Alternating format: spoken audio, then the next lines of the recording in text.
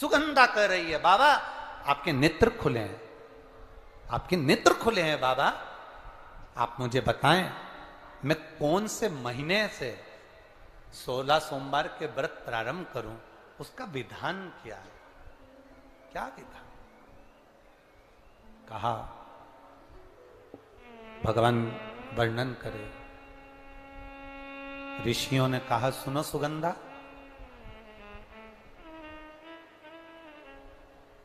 ये 16 सोमवार का व्रत कोई साधारण नहीं है। सुगंधा, संतान की प्राप्ति के लिए अगर 16 सोमवार का व्रत उठाया जाता है तो श्रावण के पहले सोमवार से उठाया जाता है। कब से उठाना चाहिए? श्रावण का पहला सोमवार। सुनो सुगंधा, यदि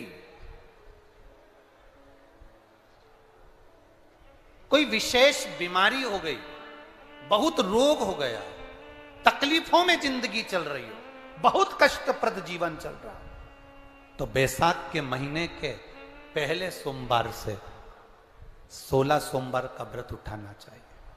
और सुनो सुगंधा, उत्तम वर, उत्तम घर, व्यापार, व्यवसाय, नौकरी, पद, प्रतिष्ठा,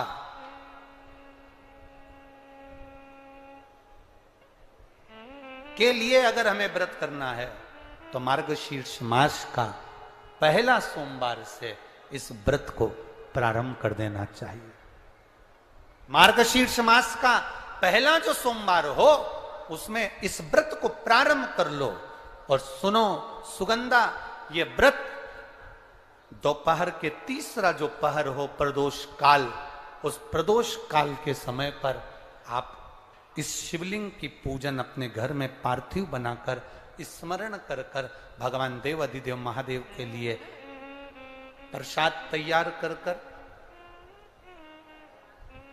आप जिस भाव से भगवान शंकर का आटा सेक कर या चूरमा बनाकर या मलिदा बनाकर जो भी आप बना रहे हैं, उससे 3 हिस्से प्रसाद के इस 16 सोमवार के व्रत में भी होते हैं। कितने हिस्से होते हैं?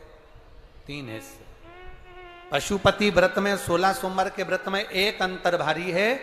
पशुपति व्रत में 2 हिस्से मंदिर में रह जाते हैं, एक हिस्सा अपने साथ आता है और स्वयं को खाना पड़ता है। पर 16 सोमवार के व्रत में यह भाव है, एक हिस्सा भोलेनाथ का रहता है, दूसरा हिस्सा भक्तों के लिए, शिव भक्तों के लिए रहता है, और तीसरा हिस्सा आपके लिए रहता है। यदि पूरा ना पा सकें तो दूसरे को भी आपके हिस्से का प्रसाद दे सकते हैं, प्रदान कर सकते हैं। अब आ जाओ, बड़ा सुंदर प्रसंग।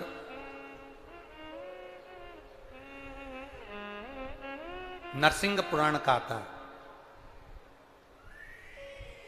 एक बड़ा सुंदर प्रसंग आया।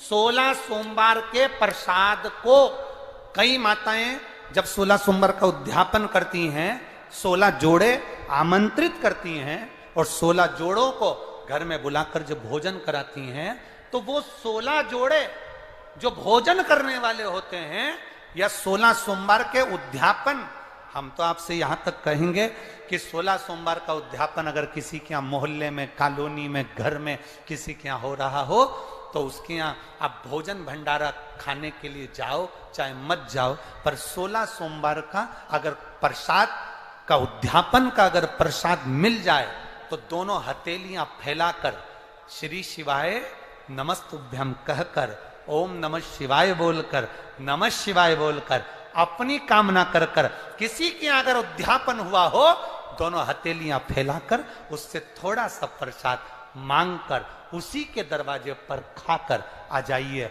आपकी जिंदगी को सुख का अनुभव हो जाए। तो कोई पूछे ये कथा कहां से ली, तो आप बता देना नरसिंह पुराण में यह वर्णन आता है। कौन से पुराण में है? नरसिंह पुराण में वर्णन आया कि एक बहुरोमा नाम का एक दैत्य था, एक असुर बहुरोमा।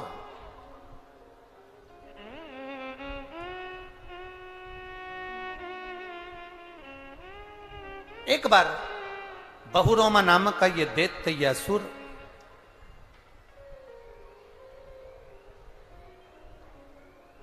मार्ग से निकल कर जा रहा था और किसी एक ऋषिवर ने, एक गुरु ने, एक संत ने उस बहुरोमा दैत्य को देखा। नरसिंह पुराण का चरित्र। कोई आपसे पूछे कि 16 सोमवार के व्रत का प्रसाद का महत्व क्या है, क्या महत्व?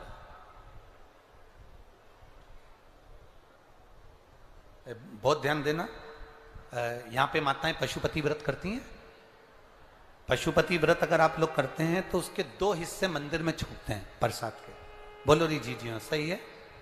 मंदिर में आप जो प्रसाद के 2 हिस्से छोड़कर आती हो, बहुत सारी माताएं व्रत करती है और वहां प्रसाद के हिस्से रखे रहते हैं। मंदिर का पुजारी हो, मंदिर के पंडित जी हो, या मंदिर की कोई नारी, कोई पुरुष, कोई बच्चा, कोई बड़ा, उस प्रसाद को एकत्रित कर लेता है और उस प्रसाद को जो भक्त लोग दर्शन करने आते हैं, जिनका पशुपति व्रत नहीं रहता, या जो दर्शन करने आए, या गांव के बच्चे हों, नगर के बच्चे हों, कॉलोनी के बच्चे हों, उनको वो प्रसाद जो वितरण किया जाता है, शिव महापुराण की कथा कहती है, हजारों हजारों अश्वमेध यज्ञ का जो फल प्राप्त होता है, वो मात्र वो प्रसाद के वितरण से और उसके पाने से प्राप्त हो जाता है। आप लोगों में से कोई माता ने करा कभी ऐसा? अगर कोई प्रसाद चढ़ाकर गया, पशुपतिनाथ व्रत का 2 हिस्सा छोड़कर गया, और बहुत सारी माताओं ने छोड़ दिया और वो सब चली गई, उसके बाद वो प्रसाद रखा रहता है, तो उसको एक तसले में, एक पात्र में एकत्रित करना चाहिए और उसको बांटना। हजारों अश्वमेध यज्ञ के फल के बराबर वो पुण्यता पशुपतिनाथ के व्रत को वितरण करने की, उसको पाने की।